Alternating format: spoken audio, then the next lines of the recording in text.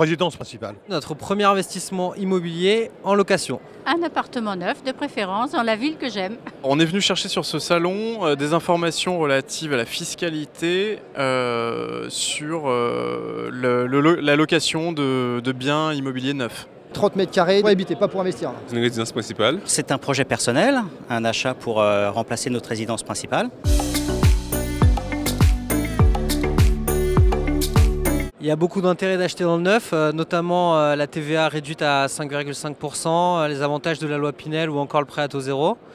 Et donc, dans le cadre d'un premier achat en primo-accédant, ça peut être intéressant d'acheter dans du neuf. Dans le neuf, on profite de tout ce qui a été capitalisé par le passé et on a plus de garanties. Sur le neuf, on a beaucoup moins de frais de notaire, beaucoup moins de démarches.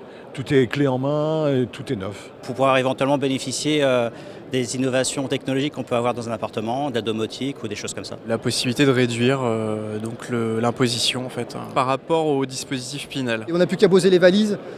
Et voilà, tout est posé, on en a pour, je pense, 15-20 ans, pas de ravalement, donc ça peut être intéressant. Les frais de notaire dans du neuf sont relativement moins élevés, donc voilà aussi pourquoi ça augmente son budget d'achat en fait.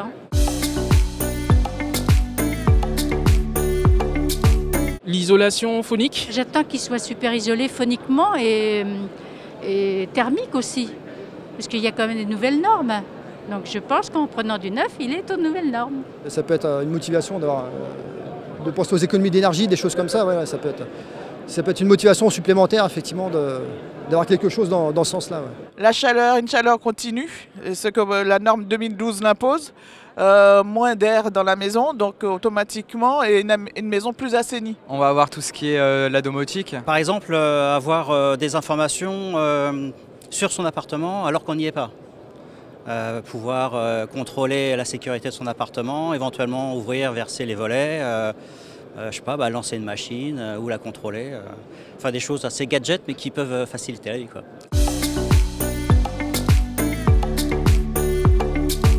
L'environnement dans lequel va se situer finalement ce bien immobilier, avoir un lieu pour se déporter, pour faire du sport, donc forêt, etc. Donc proximité d'un lieu pour s'évader. En priorité le cadre. Le prix, le secteur, ça se rapproche de la gare. L'espace à vivre, parce qu'on a une famille qui est plus nombreuse quand on arrive à notre âge.